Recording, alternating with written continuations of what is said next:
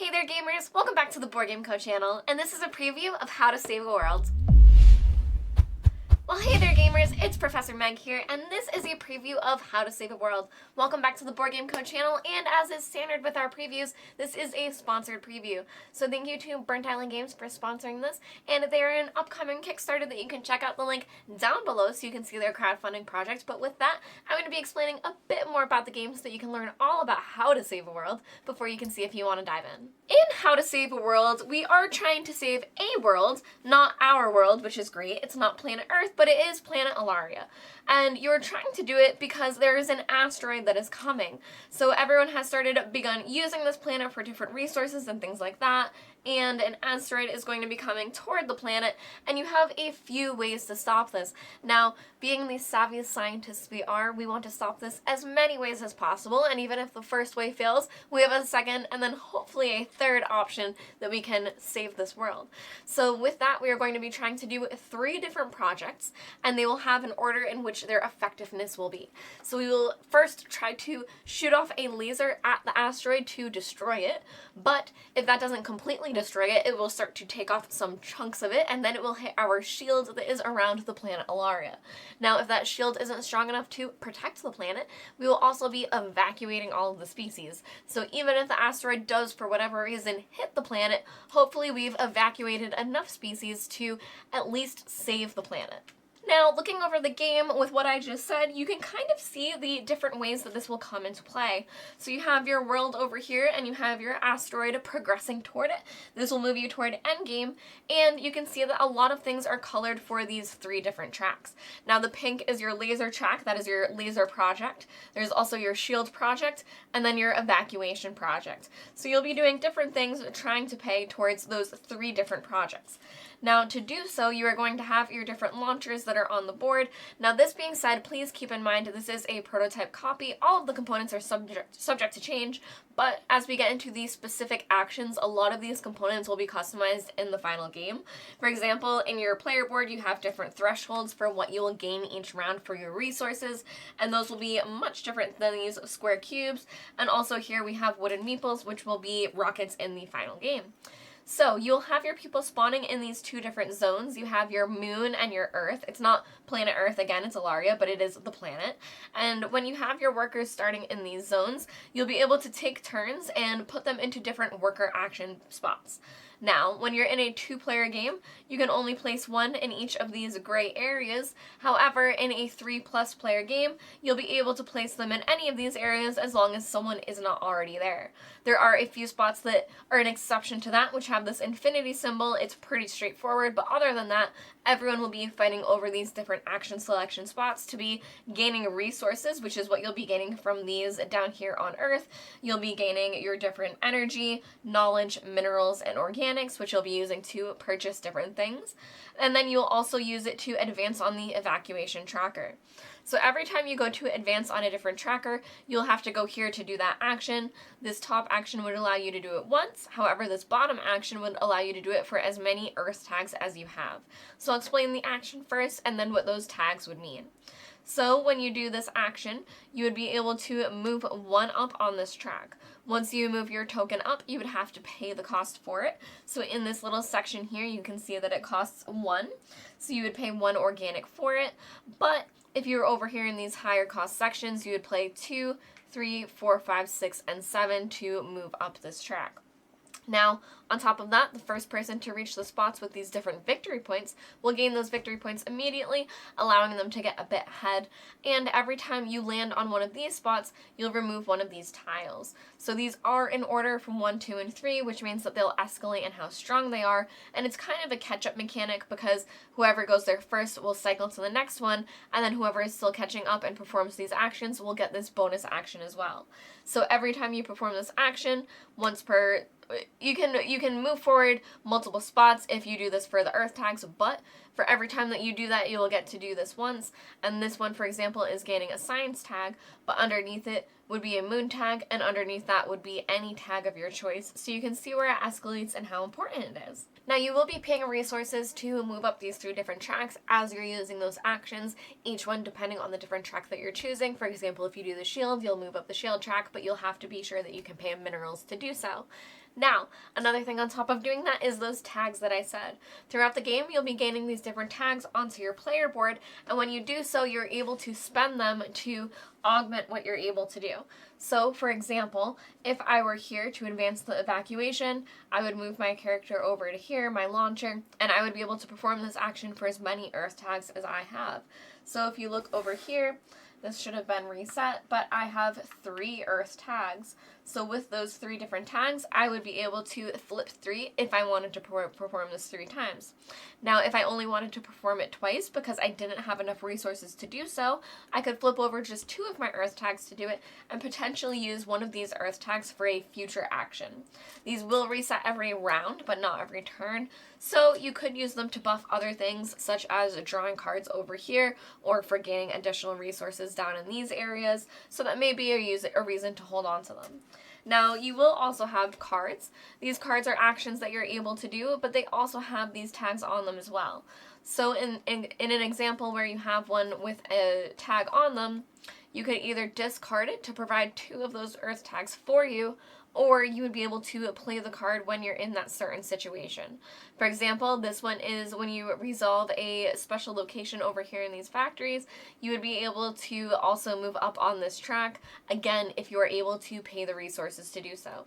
Now, another very important thing that happens is that every single time you move up this track, it represents that you are paying into research for these different projects.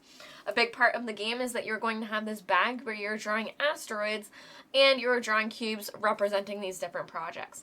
So for each one you progress, you'll add a cube of that corresponding color, meaning that the bag is getting safer and safer because you're drawing less asteroids and it is moving you toward the end game.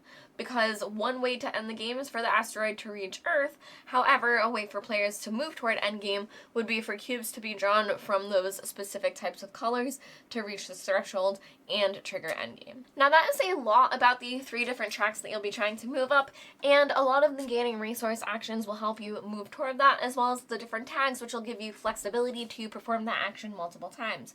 But there are a few other things that you'll be doing throughout the game that are very useful for points. Now, one of them is going to be that you can purchase cards. When you purchase cards, there's a really unique mechanic where for every card that you have, that's the future cost of another card. So for example, if you have 1 card in your total resources, both in your hand and your discard, another card would cost you 1 of the resource printed on that type of cards back. But if you have 5 cards, the next card will cost you 5, and so forth. There are ways to make this a little bit cheaper, but it is pretty cool that however many cards you have is how many the next one will cost you, progressing throughout the game. And there are ways to trash your cards so that you are able to lower that count as well. So you can see here that there are 3 different types of cards, and depending on the type of card, it costs a different type of resource. So for example, these boosts up here will cost you different minerals, and again, that will be for the number of cards in your hand. So if you have, in your total resources. So if you have 3 cards total, say 1 in your discard and 2 in your hand, you would be able, for 3 minerals, able to buy 1 of these cards. Now it is the same for knowledge for these actions, which will give you additional actions that you're able to play throughout the game.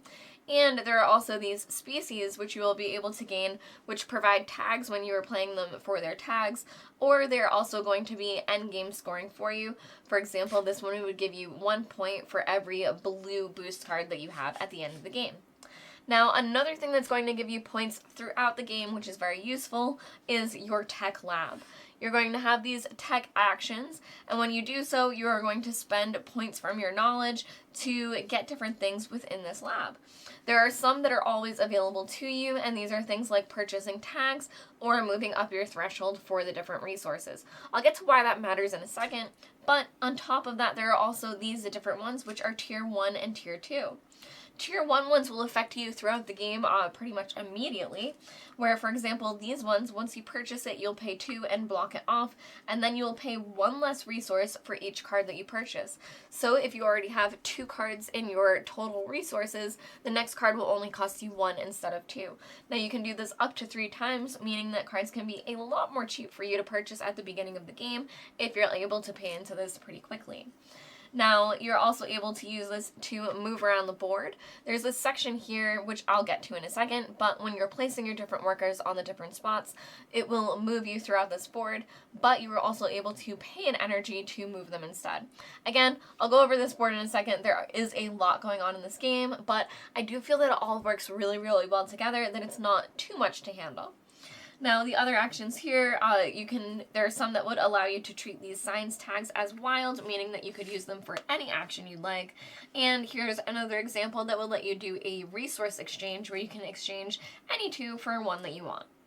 Now, to talk about your resource track, you do have these thresholds. Now, these are square cubes here, but they will be shaped like the sections on the board in the final copy.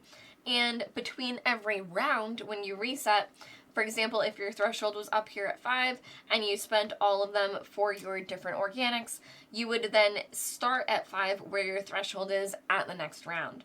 Now, this can be extremely useful for you to have a lot of flexibility throughout the game because you'll be starting off with resources, but you can always go above your threshold up to 10 if you gain more, and it isn't until you spend down past your threshold that at the beginning of each round you'll start again up higher. So it is a really flexible way for you to be able to have these resources available. Now, this section here, these tier 2 ones, are all going to be ways for you to score victory points throughout the game. These ones, if you have them blocked off, for example, if I have it up here, if I performed this action at least once that turn, you would gain a victory point. This would be if you worked on the project for the laser, and these ones over here would be you would fill in the spots, and say you were paying a lot into the laser, so you expected it to do very well, then you would get 1 point per filled slot if at least one of this project cube is drawn at the end of the round. So when you're drawing from the bag, if you do draw a pink, say I had both of these blocked off, I would gain 2 victory points for that. Okay, so now let's go a little bit more in depth about those worker placement actions because it's going to send you moving around the board both from the moon to the earth, and it is going to really affect the choices that you make throughout the game because some actions will move you and some won't. Now, in a 2-player game, as I said, you will only be able to take one of these per gray square, but in a 3+ player game, you can take any of these actions. But you may notice that all of the actions are either encompassed with this little shuttle symbol in a browner color, or they're in this steel that kind of just stays there. Now, what that means is if all of these were placed at the end of the round, for example, I'm just going to kind of put them out to see what would happen, but if we had them placed like this, you would see that this guy is in the shuttle action. So during the cleanup phase of the next round, he would be moved over to this worker placement zone through the shuttle. This one, because it is not a shuttle, would stay here. This one is not a shuttle, so it would stay here. This one isn't a shuttle, so he would end up over here at the moon. This one is a shuttle, which will send it over to the moon. And this one would stay here on Alarria.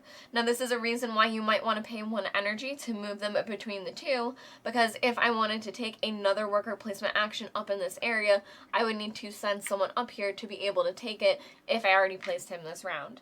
Now, another major thing that's going to be happening is at the end of every round when you're doing your cleanup, you're going to be drawing cubes from the bag based on this threat level. So at the beginning of the game, you're going to start with 2, and you're only going to draw 2 of the cubes from the bag. Now we have 2 blue, that's pretty good. It wouldn't be too bad, but you would add them along this track here.